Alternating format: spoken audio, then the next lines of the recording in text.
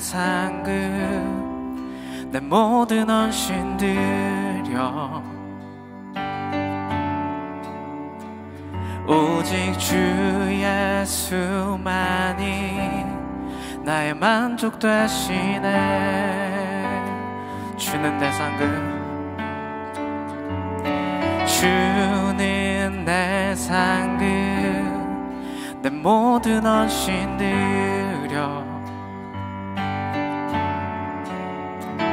오직 주 예수만이 나의 만족 되시네. 언제나 주 찬양하리 주를 보내 자유하네. 주 한 분만으로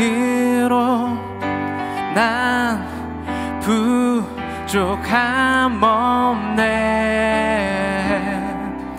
내 모든 필요 주 안에 있네.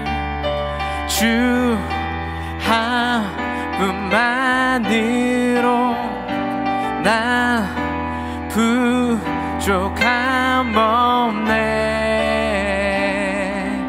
내 모든 필요 주 안에 있네. 주는 내 전부 내 구원의 즐거움 언제나 변치 않는 천국의 소망 언제나 주 찬양하리 여기 계신 주께 영광 돌려 주 한 분만으로 난 부족함 없네. 내 모든 필요 주 안에 있네. 주 한 분만으로 주 한 분만으로 난 부족함 없네. 내 모든 필요 주 안에 있네.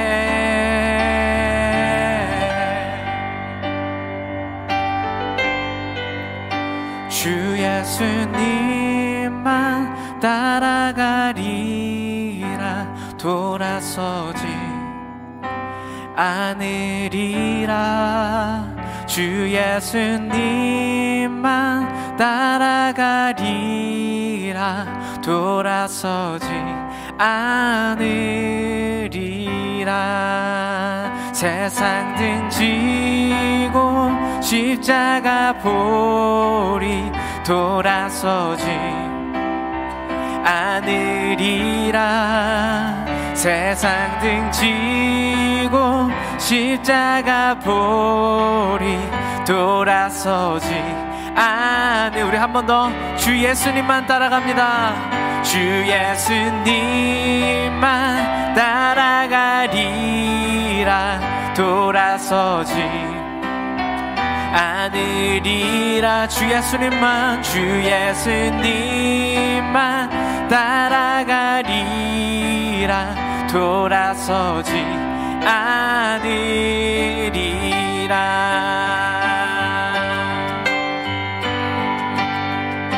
주 한 분만으로 난 부족함 없네. 내 모든 필요 주 안에 있네. 주 한 분만으로 주 한 분만으로 난 부족함 없네. 내 모든 필요 주 안에, 주 안에 있네. 주 예수님만 따라가리라. 돌아서지 않으리라. 주 예수님만 따라가리라. 돌아서지 않으. 우리가 세상을 등지고 십자가를 바라봅니다. 세상 등지고 십자가 보리. 돌아서지 않으리라. 세상 등지고 십자가 보리. 돌아서지 않으리. 우리가 결코 돌아서지 않겠습니다. 돌아서지 않으리. 돌아서지 않으리라.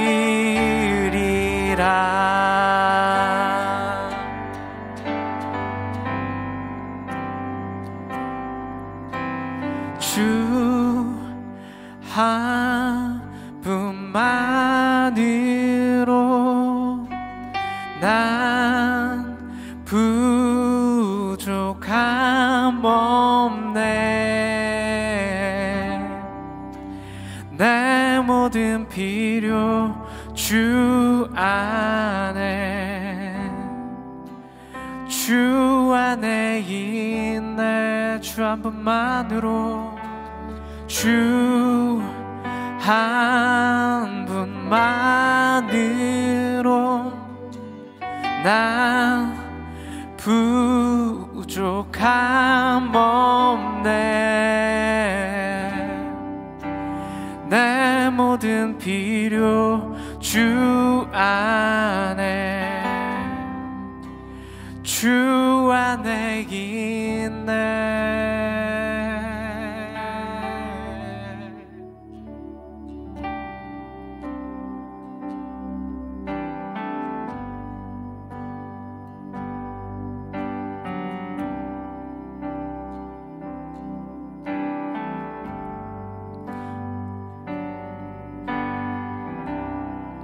모든 상황 속에서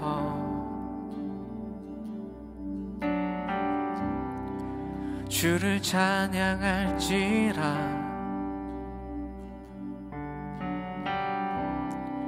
주는 너의 큰 상급,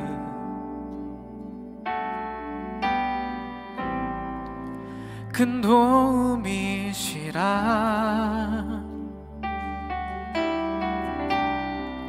주의 얼굴 구할 때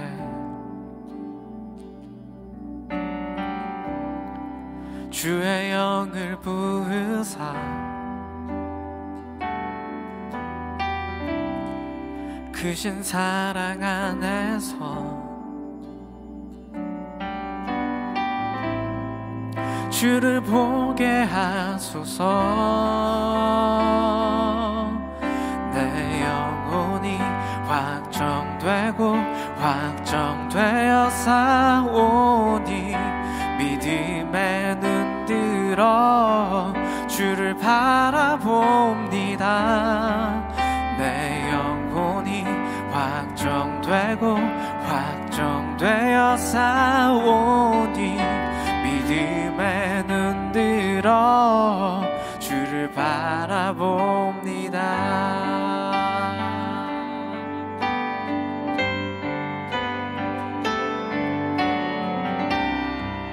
모든 상황 속에서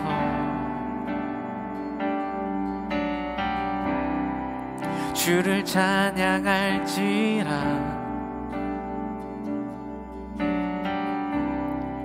주는 너의 큰 상급,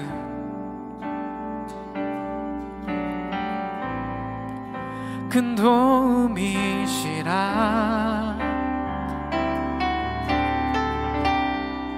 주의 얼굴 구할 때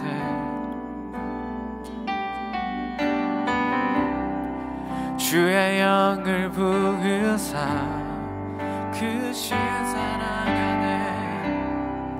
크신 사랑 안에서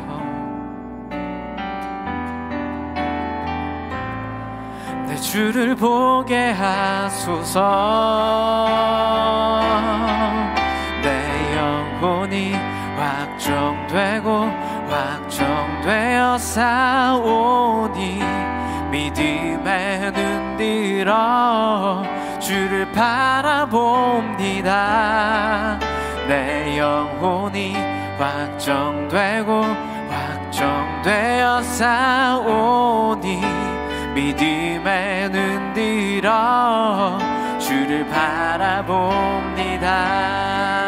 내 영혼이 확정되고 확정되어 싸우니 믿음에 눈들어 주를 바라봅니다.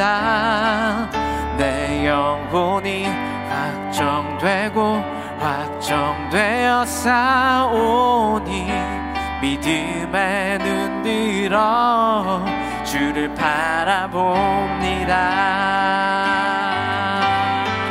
주를 찬양할 때 주의 나라 이미 임했네. 그의 영원한 나라 주 보게 하소서. 주를 찬양할 때 주를 찬양할 때 주의 나라 이미 임했네. 그의 영원한 나라 주 보게 하소서.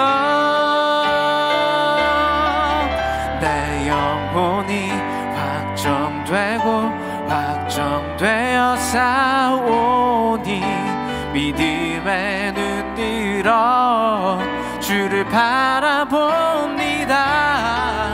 내 영혼이 확정되고 확정되어 싸우니 믿음에 눈들어 주를 우리가 한 번 더 믿음의 고백으로 내 영혼이 확정되고 확정되어 싸우니 믿음에 눈들어 주를 바라봅니다. 내 영혼이 확정되어 싸우니 믿음에 눈들어 주를 바라봅니다.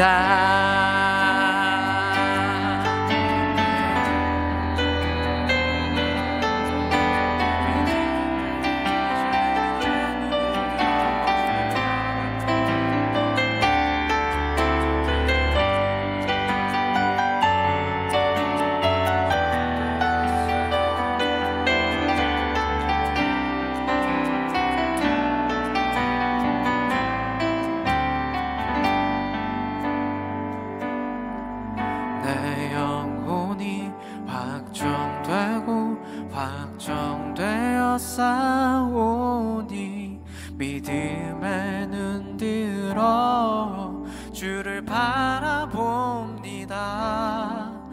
내 영혼이 확정되고 확정되어 싸우니 믿음에 눈들어 주를 우리가 한 번 더 우리의 믿음을 다해 선포합시다. 내 영혼이 확정되고 내 영혼이 확정되고 확정되어 싸우니 믿음에 눈들어 주를 바라봅니다.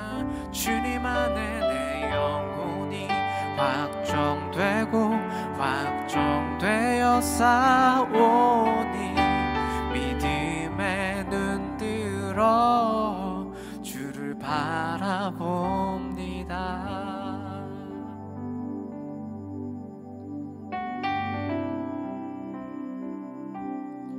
하나님이여, 내 마음이 확정되었고 내 마음이 확정되었사오니 내가 노래하고 내가 찬송하리이다.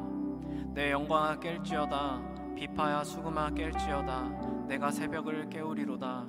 주여, 내가 만민 중에서 주께 감사하오며 문 나라 중에서 주를 찬송하리이다.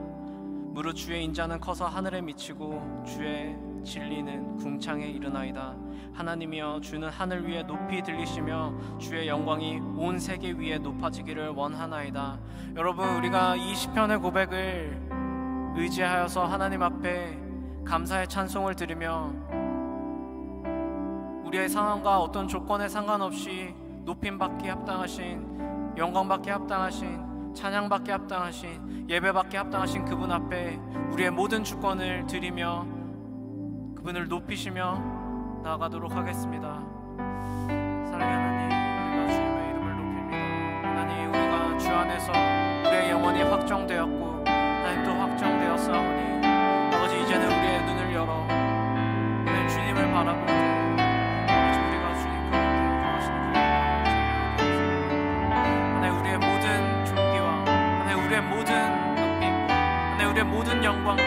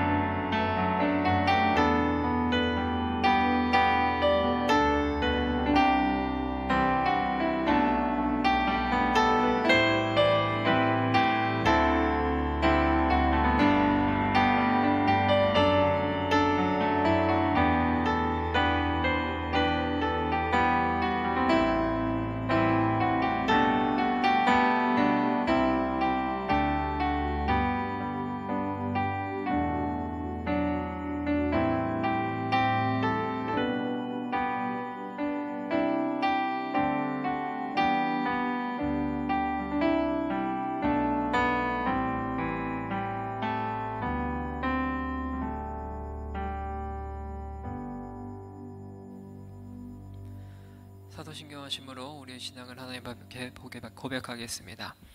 전능하사 천지를 만드신 하나님 아버지를 내가 믿사오며 그 외아들 우리 주 예수 그리스도를 믿사오니 이는 성령으로 잉태하사 동정녀 마리아에게 나시고 본디오 빌라도에게 고난을 받으사 십자가에 못 박혀 죽으시고 장사한 지 사흘 만에 죽은 자 가운데서 다시 살아나시며 하늘에 오르사 전능하신 하나님 우편에 앉아 계시다가 저리로서 산자와 죽은 자를 심판하러 오시리라. 성령을 믿사오며 거룩한 공회와 성도가 서로 교통하는 것과 죄를 사하여 주시는 것과 몸이 다시 사는 것과 영원히 사는 것을 믿사옵나이다. 아멘. 찬송가 2장을 찬양하겠습니다.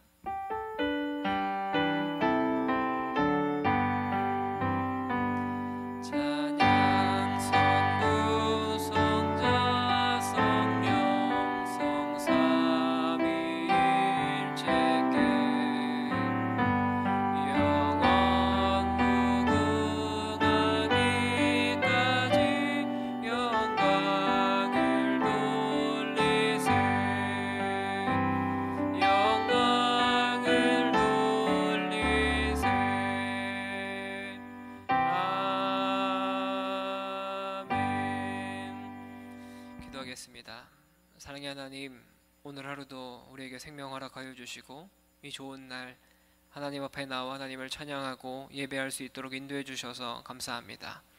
주님, 우리가 오늘 주님 앞에 드려지는 이 예배를 오직 신령과 진정으로 오직 하나님 한 분만을 바라보며 나아갈 수 있도록 은혜 놓아여 주옵소서. 주님, 우리의 약함과 우리의 연약함들을 오직 주님 앞에만 고백하며 나아갑니다. 주님, 우리를 도와주시고 우리를 보호하여 주시고 우리를 주님의 길로 우리를 인도하여 주시옵소서. 그렇게 일하실 주님을 기대하오며 사랑이 많으신 예수님의 이름으로 기도드립니다. 아멘. 오늘 함께 보실 하나님의 말씀은 마가복음 13장 14절부터 23절까지의 말씀입니다. 마가복음 13장 14절부터 23절입니다.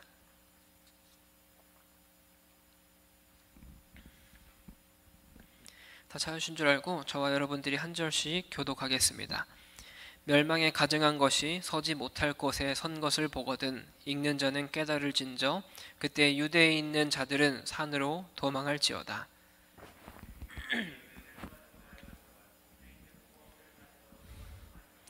밭에 있는 자는 겉옷을 가지러 뒤로 돌이키지 말지어다.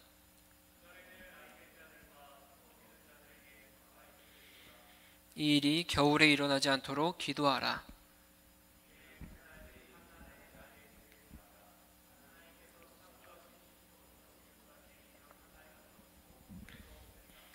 만일 주께서 그 날들을 감하지 아니하셨더라면 모든 육체가 구원을 얻지 못할 것이거늘 자기가 택하신 자들을 위하여 그 날을 감하셨느니라.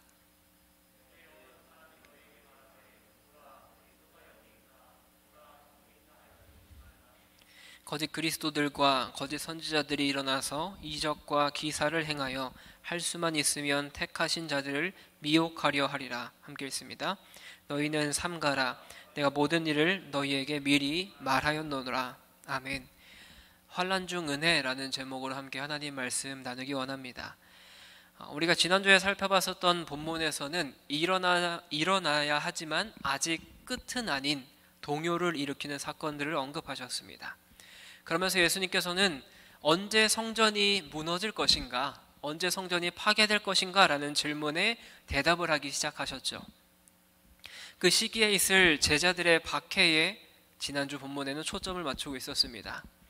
제자들에게 말씀하셨던 것은 신실하게 인내하라고 권고하셨어요.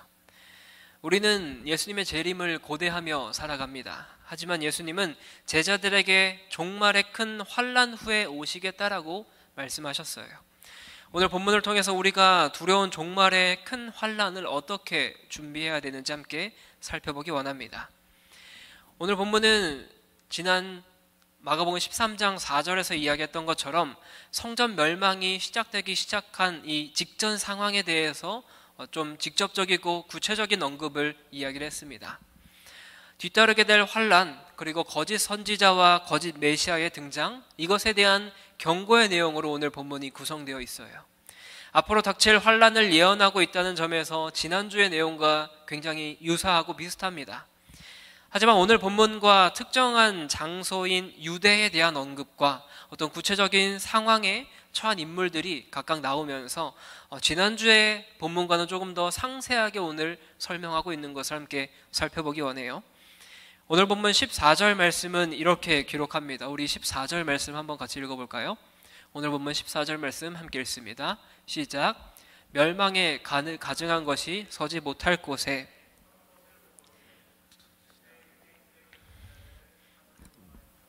아멘. 현 시대의 특징이 되는 일반적인 징조들은 이제 예루살렘 멸망 이전에 일어날 한 가지 명백한 징조로 바뀌게 됩니다. 그것이 바로 멸망에 가증한 것이에요. 특별한 재앙, 곧 멸망에 가증한 것을 본문에서 이야기를 합니다. 이 재앙은 형언할 수 없을 정도의 큰 규모로 고난이 다가올 것이에요. 이것은 13장 4절에 나오는 제자들의 질문인 이 모든 일이 이루어지려고 할 때 무슨 징조가 있사오리까? 라는 이 질문에 대한 답변입니다. 우리가 지난주에서 살펴봤었던 마가복음 13장 5절부터 13절까지의 이야기에서는 인내하고 견디고 염려하지 말고 두려워하지 말라는 이야기를 예수님께서 이야기하셨어요. 하지만 이제 명령은 예루살렘을 도망하라고 이야기하십니다. 왜냐하면 이 예루살렘이 이제 멸망할 거기 때문이다 라고 말씀하고 있는 거예요. 그런데 우리가 이해하기 어려운 문구 중 하나가 멸망에 가증한 것이라는 문구예요. 이 말은 학자들 사이에서도 굉장히 많이 논의가 되었고 토론이 되었던 문구입니다. 멸망에 가증한 것을 문자적으로 번역을 하면 이렇게 번역이 됩니다. 황폐케 하는 몹시 미운 것. 이 의미가 무엇일까요? 바로 더러운 우상 숭배를 이야기합니다. 멸망에 가증한 것, 이것은 더러운 우상 숭배를 이야기하는 거예요. 얼마나 혼란스러운지 그날에는 세속적인 가치관이 이런 우상들이 하나님 대신해서 승리하는 것처럼 보여집니다. 이 표현은 다니엘 11장과 다니엘 12장에서도 사용되었어요. 이 멸망에 가증한 것이라는 문구의 배경을 먼저 한번 설명을 해드릴게요. 이 일은 기원전 168년에 안티오쿠스 에피파네스 4세라는 이 왕에 의해서 실제로 일어난 일입니다. 이 에피파네스라는 왕의 이름의 뜻은 명백히 나타난 신이라는 뜻이에요. 이게 무슨 의미겠어요? 자신이 왕인데 내가 명백하게 나타난 신이다, 내가 그리스도다라고 이야기하는 사람이 바로 이 왕이었어요. 그는 성전의 번제단 위에 이교도 제단을 세웠습니다. 그리고 그곳에서 돼지를 잡았어요. 돼지를 잡아서 그 제단에다가 돼지 피를 뿌렸습니다. 신성한 번제단을 속되게 만들어 버린 거죠. 당시에 돼지라고 하는 동물은 부정하고 더러운 것으로 여겨졌기 때문에 그 유대인들은 돼지를 먹지도 않았어요. 부정하게 생각을 해서 성전 근처에 오지도 못하게 했습니다. 그런데 그 신성한 번제단 위에서 돼지를 잡아서 그 피를 그곳에 뿌렸기 때문에 당시 유대인들은 그 누구도 이 성전에 들어가지 않았습니다. 그런데 이와 같은 제사를 매월 25일에 이 왕이 지키게 했어요. 이 날이 이 왕의 생일이었거든요. 또 한편으로는 로마 기원 후 70년에 예루살렘 성전이 파괴되었죠. 그 과정에서 동쪽 성문 맞은편에 군기를 세우고 제사를 드리면서 티투스라는 황제를 왕으로 선포하기도 했습니다. 그리고 기원전 130년에서 131년에 하드리안 황제는 예루살렘 성전 터 위에 아예 주피터라고 자신들이 모시는 어떻게 보면 다른 신이겠죠. 그의 신을 기리기 위해 신전을 이곳에 세우기까지 합니다. 그런데 14절에서는 서지 못할 곳이라는 단어가 등장해요. 멸망에 가증한 것이 서지 못할 곳에 선 것을 보거든 이 이단이 성전 위에 번제단 위에 세워진 것을 너네가 만약 보았다면 떠나라 라는 거예요. 서지 못할 곳이라는 것은 예루살렘 성전의 번제단을 가리키겠죠. 이렇게 성전에서 우상숭배가 일어나면 유대가 멸망하는 것을 뜻하기 때문에 유다에 있는 사람들은 모두 산으로 도망해야 됐습니다.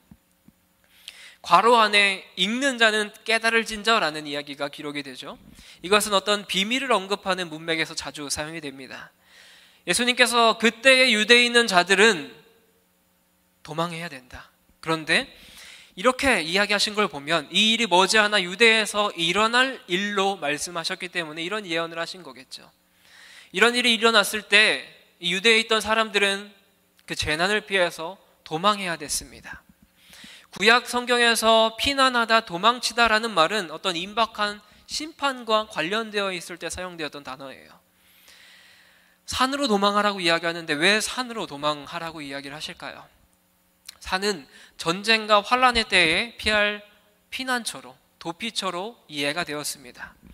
산으로 도망하라는 말은 단순히 도피처를 알려주는 그 이상의 의미를 품고 있었습니다. 예루살렘이 전쟁에 휘말리게 될 징조를 보았을 때 유대에 있는 이 모든 사람들은 그 성전이 하나님이 머무시는 곳이 아니라는 것, 이것을 깨달아야 됐어요. 하나님이 머무시는 곳이 아니라는 이 종교적인 신념을 이제 더 이상 붙들지 말아야 된다는 거예요. 너네가 그 성전을 버리고 나아가야 된다. 왜냐하면 그것은 이제 하나님이 계시지 않기 때문이다.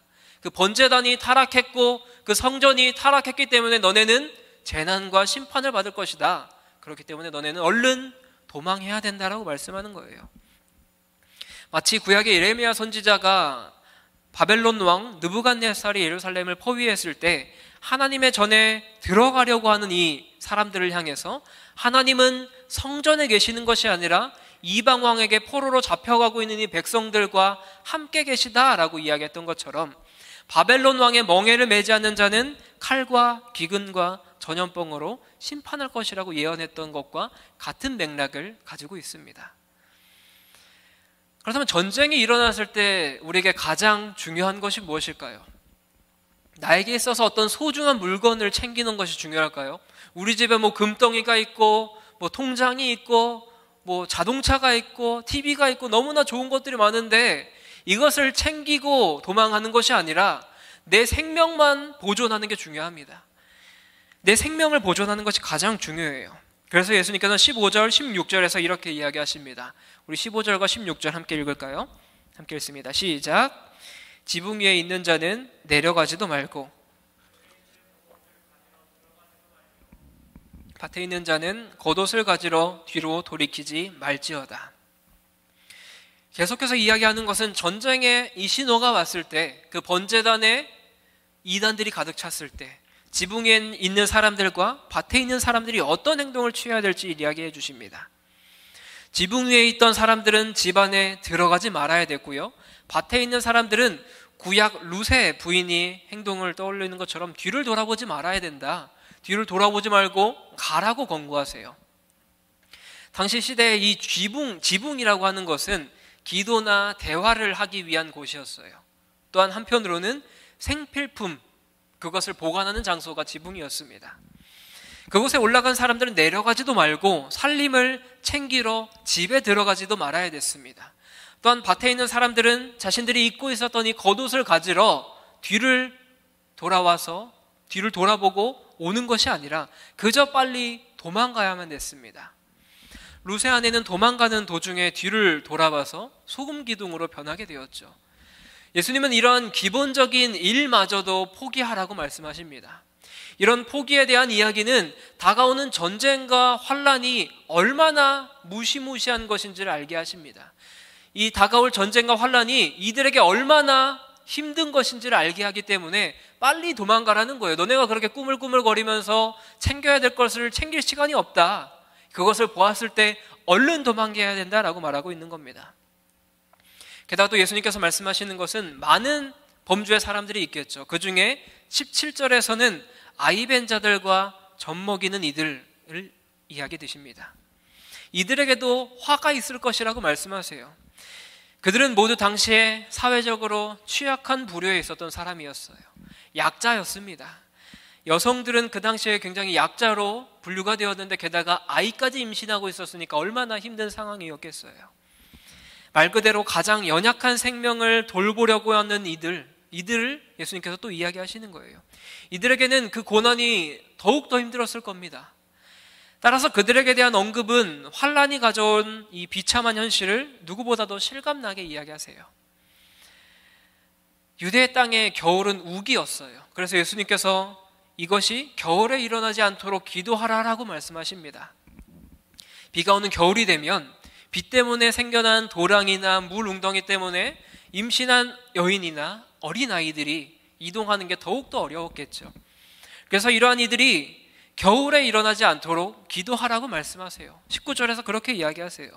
도망하기 어려운 계절을 피할 수 있도록 간구하라고 말하는 이야기도 하지만 기도하라는 것에 집중하라는 겁니다.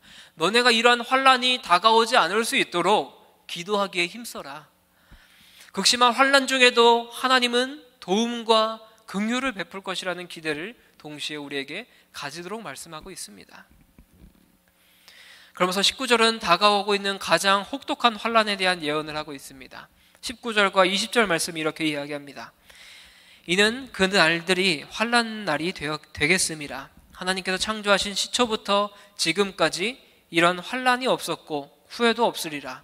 만일 주께서 그 날들을 감하지 아니하셨더라면 모든 육체가 구원을 얻지 못할 것이거늘 자기가 택하신 자들을 위하여 그 날들을 감하셨느니라. 그때에는 환란이 있을 것인데 그와 같은 것들은 하나님께서 창조하신 피조물의 시작부터 지금까지 없었던 것이다 라고 이야기해요. 지금까지 이 이야기의 맥락을 생각을 해보면 그 같은 예언은 예루살렘 멸망 때에 그곳 주민들이, 그 백성들이 겪을 일을 이야기하고 있는 거겠죠. 그 시대는 악하고 환란스럽고 혼란스럽고 고통이 가득할 것입니다. 후에도 이러한 환란이 없을 것이라는 언급을 보면 이 사건이 역사의 마지막 재앙은 아닌 것을 볼 수 있겠죠. 이 말이 조금 과장된 표현으로 들리기도 합니다. 그런데 성경에서는 이 임박한 재난을 묘사할 때 종종 사용해요. 유대인 역사가 요세푸스라는 사람은 로마가 예루살렘을 침략하여서 유대를 파괴할 때 유대인이 10만 명이 잡혀갔고 110만 명이 학살과 굶주림으로 죽었다라고 기록을 하고 있습니다. 너무나 많은 사람들이 십자가에 못 박혀 죽었기 때문에 십자가를 만드느라 언덕에 나무가 하나도 없을 정도였다라고 이야기를 하고 있어요. 20절에서는 모든 육체를 이야기해요. 이 모든 육체는 이스라엘에 남은 모든 사람들을 포함하는 의미겠죠. 즉 이스라엘의 남은 자들을 위해서 그날을 예수님께서 감하실 것이다 라고 말하고 있습니다. 그때는 거짓 선지자, 거짓 그리스도가 등장하는 때입니다. 이 경고는 이미 우리가 지난주에 살펴봤었던 13장 5절과 6절에서 이야기를 했어요. 이 거짓 그리스도와 거짓 선지자의 특징이 무엇입니까? 미혹하는 거예요. 자신들이 메시아다, 자신들이 그리스도다 라고 이야기하면서 이 백성들을 미혹하고 있는 겁니다. 21절과 22절의 말씀은 이렇게 기록합니다. 그때 어떤 사람들이 너희에게 말하되 보라 그리스도가 여기 있다, 보라 저기 있다 하여도 믿지 말라. 거짓 그리스도들과 거짓 선지자들이 일어나서 이적과 기사를 행하여 할 수만 있으면 택하신 자들을 미혹하려 하리라. 이 거짓 선지자와 거짓 메시아의 등장은 1차와 2차 유대 전쟁 기간에 유대 사회에서 일어났던 뚜렷한 현상들 중에 하나였습니다. 앞서 5절과 6절에서 나왔던 거짓 선지자는 예루살렘 함락 때 메시아를 가장하는 사람들에 대해 아직 마지막이 아니라 이제 시작이다라고 이야기를 했었죠. 그런데 여기서는 이 거짓 선지자와 그리스도의 출현은 마지막이 코앞에 다가왔다라는 징조로서 이야기를 하고 있어요. 진짜 메시아는, 진짜 그리스도는 충성을 강압하지 않습니다. 표적과 기사를 행하는 것을 꺼리십니다. 그런데 반대로 거짓 선지자와 거짓 그리스도는 이스라엘 개국 아래 계속 그랬던 것처럼 추종을 얻어내기 위해서 모든 수단과 모든 방법을 이용합니다. 강압하고요, 여러 이적을 행하려고 노력을 합니다. 그런데 역설적이게도 이 거짓 선지자와 거짓 메시아가 이야기하는 표적, 그들이 이야기하는 이야기는 이스라엘 백성들에게 너무나 잘 믿어져요. 너무나 많은 사람들이 그 거짓된 사람을 믿으려고 노력을 해요. 심지어 택한 사람들까지 미혹하려고 너무나 애씁니다. 반면에 참되신 메시아인 그리스도의 이야기는 이스라엘 백성들이 믿지 않습니다. 계속적으로 하나님 나라에 대한 이야기를 했는데도 불구하고 하나님 나라에 대해서 계속적으로 이야기하면서 너네들은 회개해야 된다, 너네들은 주님 앞에 돌아와야 된다라고 이야기를 하지만 예수님의 이야기는 믿어지지 않습니다. 너무나 역설적인 이야기예요. 23절에서 예수님께서는 마지막으로 이렇게 말씀하세요. 우리 23절 한 목소리로 함께 읽겠습니다. 시작. 너희는 삼가라. 아멘. 예수님께서는 너희는 삼가라 라고 말씀하세요. 원래 헬라어는 이 너희는 삼가라라는 이야기가 이렇게 번역이 됩니다. 주의를 기울이라, 계속 지켜봐라 라는 의미예요. 제자들은 다가올 하나님 나라에 대한 특별한 지식과 함께 그 전에 있을 위기 속에 우리가 어떠한 자세를 취해야 될지를 예수님께서 말씀을 해주셨어요. 너무나 명확한 것을 이야기해 주셨어요. 주의해야 되고 너네는 계속적으로 지켜봐야 된다라고 이야기하세요. 그런데 제자들은 그런 미혹된 영들에게 빠질 수 있는 너무나 연약한 사람들인 거예요. 이 거짓 그리스도와 거짓 메시아가 계속적으로 나타나서 우리를 미혹합니다. 믿는 사람들까지 미혹해요. 믿지 않는 사람들은 더욱더 미혹당하기 쉽겠죠. 믿는 우리들 또한 미혹당하기가 쉽습니다. 왜냐하면 성경에 대해, 예수님에 대해, 하나님에 대해 제대로 알고 있지 못하면 우리는 미혹될 수밖에 없습니다. 그래서 예수님께서 이야기하는 것이 주의를 기울이라고 말하는 거예요. 계속적으로 지켜봐야 된다. 그것이 진정한 메시아인지 진정한 그리스도인지 너네가 계속 지켜봐라. 그렇게 하루빨리 그들에게 미혹될 것이 아니다라고 말하고 있는 겁니다. 종말의 때에 일어날 환난은 확실하게 하나님의 주권 아래 포함되어 있는 겁니다. 동시에 하나님은 그 택하신 자들을 위해서 그 날을 감하셨다라고 말하고 있어요. 여기에는 하나님의 사랑과 하나님의 자비가 드러나는데 그 전무후무한 환난의 날을 감해 주시지 않는다면 택하신 자들 지금까지 버티기 어려웠을 것입니다. 한편 종말의 때에는 거짓 그리스도와 거짓 선지자들 극성을 부리게 되죠. 큰 환난과 고통과 함께 택한 자들을 어렵게 만드는 것이 거짓 선지자들, 거짓 그리스도, 그들이 온갖 미혹과 온갖 유혹을 합니다. 이들은 택하신 자들의 분별력을 흐트리고 이적과 기사를 내세워서 그리스도까지 흉내내면서 택하신 영혼들을 미혹의 길로 인도합니다. 그렇기 때문에 종말의 때에는 더욱더 강도가 높은 영적인 분별력이 필요하겠죠. 지금 우리가 살아가고 있는 이 시대가 그런 것 같아요. 우리는 눈에 보이지 않는 이적과 기사에 현혹되는 것이 아니라 그것이 하나님의 뜻에, 하나님의 말씀에 합한 것인지를 분별할 줄 알아야 됩니다. 그래서 우리가 미혹받지 않기 위해서는 우리는 하나님 말씀 위에 굳건하게 세워져야 되겠죠. 사랑하는 여러분, 말씀을 마무리하려고 합니다. 오늘 본문이 지난주의 본문과 굉장히 비슷해요. 주님은 극심한 환난에 대해 미리 경고하시고 주의를 주십니다. 예루살렘 성전은 파괴될 것이고 사람들은 고통당할 것이다. 하지만 이러한 환난의 시기에도 하나님은 당신의 자녀들을 향한 자비와 긍휼을 넘치도록 베풀어 주세요. 그 고난에 나를 감하여 주시기도 하고요. 너네가 이것을 어떻게 이 위기에서 벗어나야 될지, 너네는 어떻게 살아가야 될지를 알려주세요. 주님은 먼저 환난의 시기에 그 기간을 단축하심으로 하나님 백성들이 생명을 보존할 수 있도록 도와주십니다. 인생에 닥치는 환난의 기간을 우리는 매우 길게 느끼기 마련입니다. 그런데 하나님께서 죄인인 우리를 인내해 주시는 시간이 더 길겠죠. 그렇기 때문에 우리는 이런 상황 속에서도 하나님의 자비하심과 하나님의 인도하심과 하나님의 일하심을 믿어야 되는 줄 믿습니다. 우리에게 그 어려움과 환난의 시기를 허락하신 그 하나님의 뜻이 무엇인지를 살피고 깨달아야 할 교훈을 찾아야 되는 줄 믿습니다. 동시에 그 환난을 곧 면케하실 하나님의 은혜를 신뢰하는 마음으로 우리가 살아가야 되는 줄 믿어요. 우리에게도 이러한 자세가 필요합니다. 내가 처한 상황이 너무나 어려워 보이고 힘들게만 느껴집니다. 이 고통과 환난이 언제 끝날지 몰라 힘들어하고 있는 게 우리의 모습이기도 해요.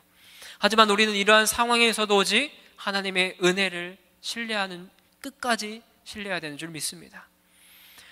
또한 주님께서는 환난에 대해 미리 말씀해 주심으로써 하나님의 자녀들이 미리 대비하고 준비하게 인도해 주세요.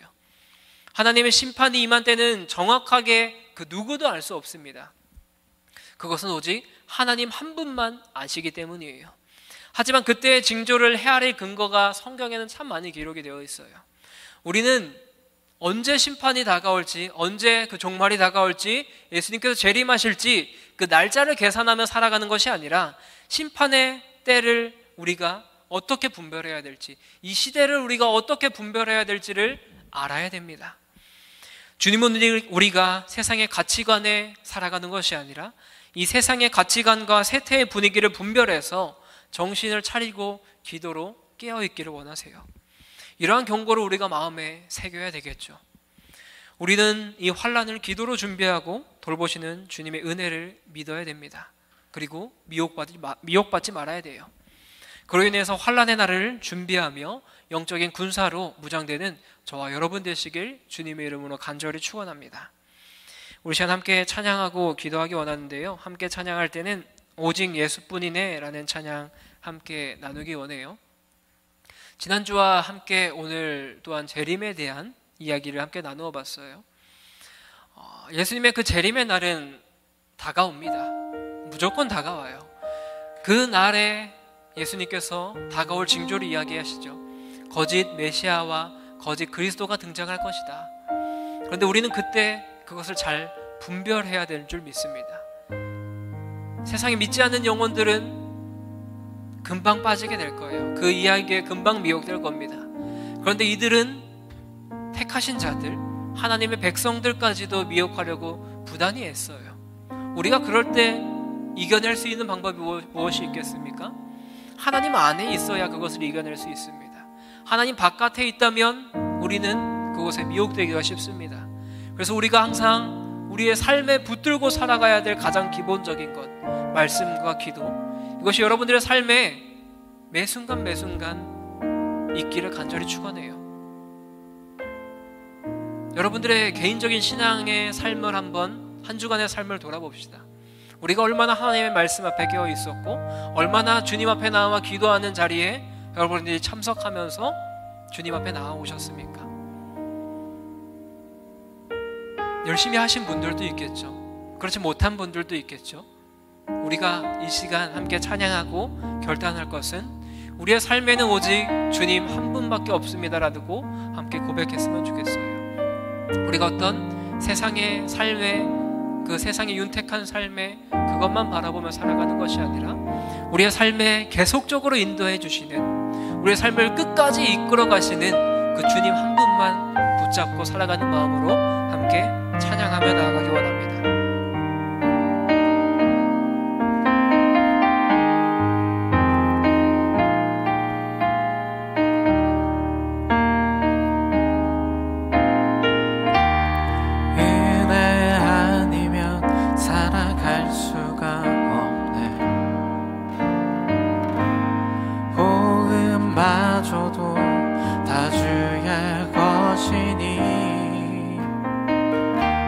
세상 평안과 위로 내게 없어도 예수,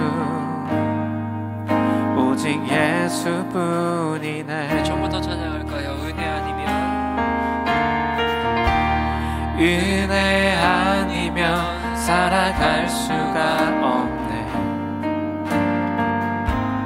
호흡마저도 다 주의 것이니 세상 평안과 위로 내게 없어도 예수, 오직 예수뿐이네.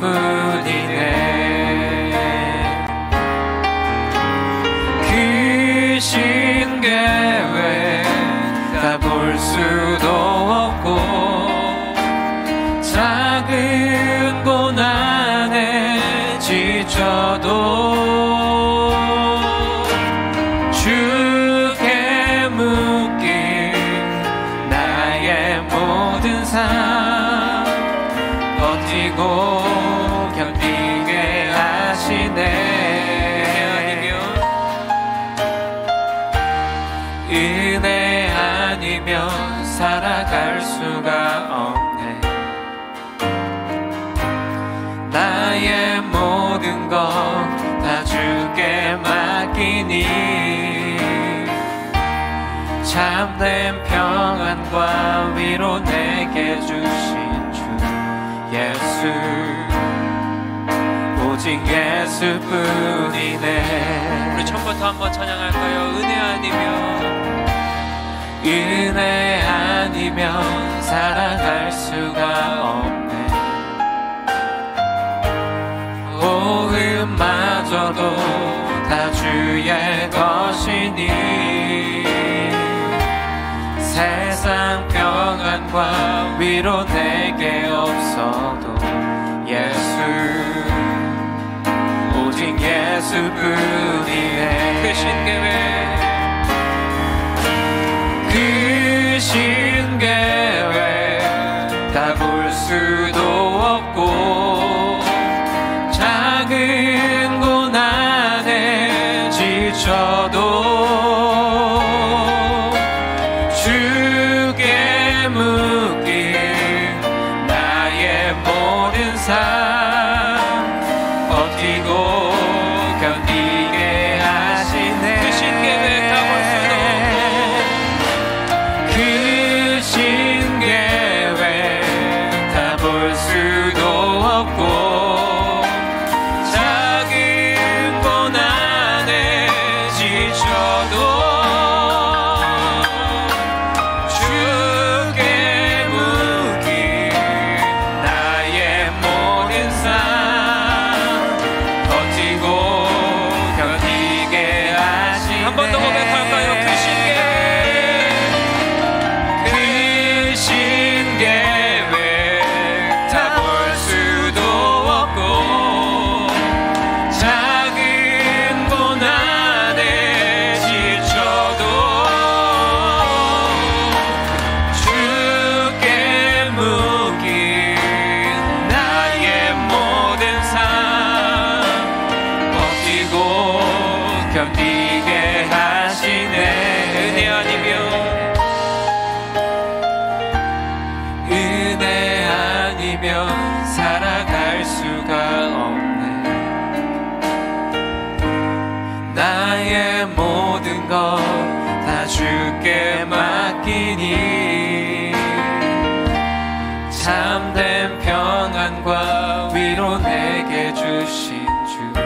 예수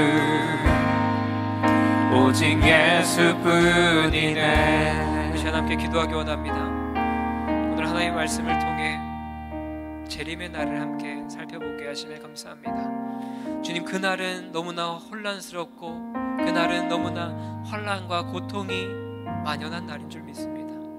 그날은 반드시 올 줄 믿어요. 우리가 그때 어떠한 삶을 살아가야 되겠습니까? 그날에는 거짓 선지자가 등장하고 거짓 메시아가 등장함으로 인해서 우리 그리스도인들을 미혹할 것입니다. 세상에 많은 사람들을 미혹할 것이에요. 예수님의 성전이 무너집니다. 그로 인하여서 많은 이단들이 등장하고 우리를 미혹하려고 할 것입니다. 그런데 지금 우리가 살아가고 있는 세상이 그러한 세상으로 우리가 살아가고 있습니다. 주님, 우리가 은혜 아니면 한순간도 살아갈 수가 없습니다. 주님, 우리를 하나님 인도하여 주시옵소서. 주님 앞에 깨어있게 하시고 그것들을 주의하게 하시고 주님 한 분만을 바라보며 살아갈 수 있도록 은혜 더하여 주시옵소서.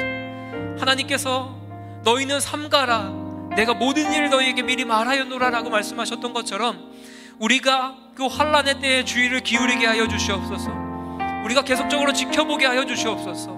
그리하여서 우리가 주님 안에 깨어있게 하여 주셔서 그 어려움과 환난과 힘듦 속에서 굳건한 믿음으로 주님 앞에 바로 세워지게 하여 주시옵소서. 그러기 위해서 우리가 주님의 말씀 앞에 굳게 세워지게 하여 주시고 기도함으로 주님 앞에 우리의 신앙을, 우리의 연약함을, 우리의 약함을 고백하며 나아갈 수 있도록 하나님 은혜 더하여 주시옵소서. 우리 주님의 이름 한번 부르짖고 함께 기도합니다. 주여, 주님, 우리가 환난의 시대를 살아갑니다. 이 혼돈의 시대를 살아갑니다. 하나님, 예수님께서 다시 오실 그 재림의 때에는 거짓 선지자와 거짓 메시아가 많이 등장합니다. 또한 많은 어려움들이 그곳 가운데 있습니다. 멸망에 가증한 것이 서지 못할 곳에 서게 됩니다. 주님, 그 하나님의 예루살렘 성전이 무너짐으로 인하여서 유대인들이 그 힘듦과 어려움 속에 살아가는 것이 아니라 도망가게 하여 주시옵소서. 그들이 긴장하며 살아가게 하여 주시고 주의하게 하시고 지켜보게 하여 주시옵소서. 하나님, 그러기 위해서 우리에게 기준이 필요합니다. 바로 예수 그리스도라는 분이 필요합니다. 하나님, 우리가 붙잡아야 될 주님 한 번만 붙잡게 하여 주시옵소서. 주님 한 번만 의지하게 하여 주시옵소서. 우리가 붙잡아야 될 그 하나님의 말씀을 붙잡으며 살아가게 하시고 기도로 무장하게 하여 주시고 우리의 삶이 주님 앞에 온전하게 되어짐으로 인하여서 이 어려운 미혹스러운 상황 가운데, 세상에 쉽지 않은 상황 가운데 하나님 붙들어 주시고 하나님 인도하여 주시옵소서. 주님, 우리가 주님 앞에 무릎 꿇게 하여 주시고 우리가 주님 앞에 다가가게 하여 주시고 주님만을 높이게 하여 주시옵소서. 하나님만을 바라볼 수 있도록 주님 은혜 더하여 주십시오. 하나님만을 의지할 수 있도록 주님 우리를 붙잡아 주시고 도와여 주시고 우리를 채워 주시옵소서. 주님 우리를 인도하여 주시옵소서. 하나님 채워 주시옵소서. 하나님 우리를 인도하여 주시고 하나님만을 찬양할 수 있도록 은혜 더하여 주십시오. 주님 우리를 인도하여 주시옵소서. 하나님 우리를 붙잡아 주시옵소서. 하나님 채워주신 것들을 기도함으로 나아갑니다. 하나님 찾아봐 주시고 하나님 인도하여 주시고 하나님 우리를 붙잡아 주시옵소서. 하나님 앞에 무릎 꿇며 나아갈 수 있는 우리가 될 수 있도록 주님 채워주시고 모아여 주시고 인도하여 주신 것들을 구하며 나아갑니다. 주님 우리 앞에 무릎 꿇며 나아가는 귀한 자들 하나님 채워주시고 모아여 주시옵소서. 주님만을 높이며 하나님만을 찬양하며 나아가는 우리가 될 수 있도록 주님 앞에 무릎 꿇으며 나아갈 수 있도록 하나님 붙잡아 주시옵소서. 주님 인도하여 주시옵소서. 하나님 모여 주신 것들을 구하며 나아갑니다. 주님 인도하여 주십시오.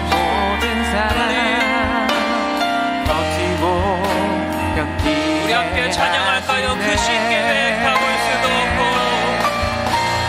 그 신계획 담을 수도 없고 작은 고난에 지쳐도 주께 묻기 나의 모든 삶 버티고 견디게 하시네.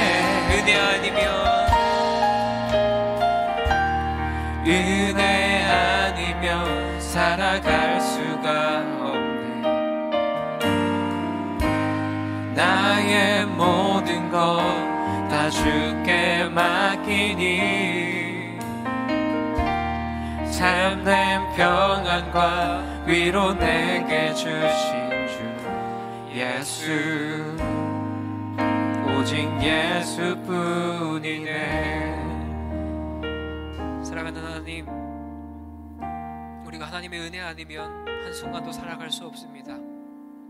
세상은 너무나 악하고 세상은 너무나 쉽지 않은 상황 가운데 우리가 삶을 살아갑니다. 예수님께서는 재림의 날에 다가올 징조에 대해 말씀하셨어요. 거짓된 메시아가 나타나고 거짓된 그리스도가 나타나서 많은 사람들을 미혹합니다. 또한 그리스도인들까지 미혹합니다. 주님, 우리가 그럴 때에 미혹되지 않을 수 있는 것이 무엇이 있겠습니까? 바로 예수님 안에 거하는 것입니다. 예수님께서 말씀하셨죠. 너희는 삼가라. 주의를 기울이고 계속적으로 지켜봐야 된다라고 이야기하세요. 왜냐하면 그들은 메시아가 아니기 때문이죠. 그들은 그리스도가 아니기 때문이에요. 우리가 믿는 참된 그리스도, 그 예수님을 붙잡으며 살아갈 수 있도록 우리를 인도하여 주시옵소서. 주님 안에 굳게 세워질 수 있도록 인도하여 주시고, 하나님 말씀 앞에 무릎 꿇으며 기도함으로 우리의 삶을 주님 앞에 올려드리며 나아가는 여기 모인 주님의 귀한 청년들이 될 수 있도록 은혜 더하여 주시옵소서. 그래서 항상 하나님 품에 거하고 하나님과 함께 거하고 하나님과 함께 승리하며 살아가는 귀한 주님의 백성이 될 수 있도록 은혜 더하여 주시옵소서. 하나님, 이 시간 그냥 오지 않고 주님 앞에 예물 드린 귀한 손길들이 있습니다. 예물이 사용되는 곳곳마다 하나님의 사랑과 하나님의 자비와 하나님의 긍휼하심이 흘러갈 수 있도록 은혜 더하여 주시옵소서. 그렇게 일하실 주님을 기대하며 사랑이 많으신 예수님의 이름으로 기도드립니다. 아멘. 이제는 우리 주 예수 그리스도의 은혜와 하나님의 사랑과 성령의 교통하심이 이 혼란스러운 상황과 재림의 날을 바라보며 살아가는 여기 모인 귀한 백성들, 주님 앞에 항상 깨어있기로 다짐한 귀한 백성들 머리 위에 이제로부터 영원토록 함께 있을지어다. 아멘.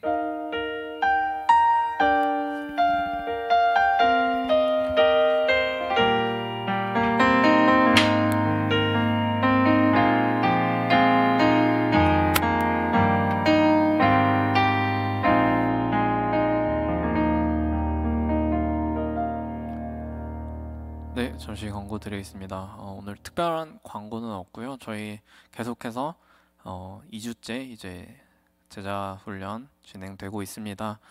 그래서 이 훈련 통해서 청년부가 영적으로 성장하는 계기가 될 수 있기를 우리 참여하지 않는 분들도 함께 모두 기도해 주셨으면 좋겠고요. 혹시라도 중간에라도 마음이 바뀌거나 상황이 변해서 참여하고 싶으신 분들은 목사님께 문의하여 주시기 바랍니다.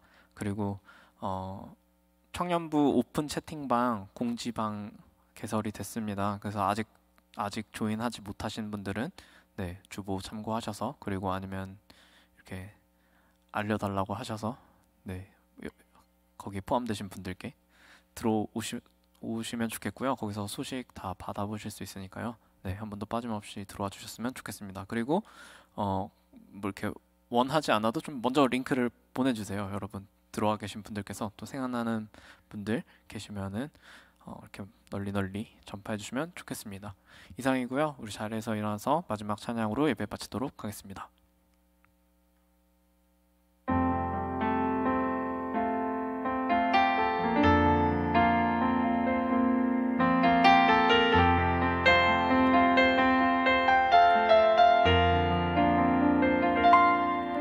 주의 말씀 앞에서 당신은 참된 예배자, 그토록 찾으시던 하나님의 기쁨,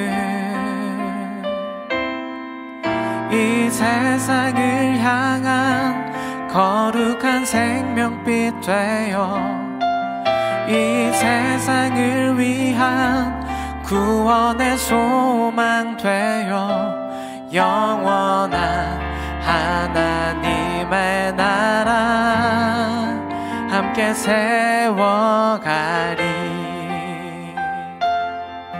주의 부르심 따라 당신의 삶을 드릴 때 세상은 당신 안에서 주의 영광 보리라.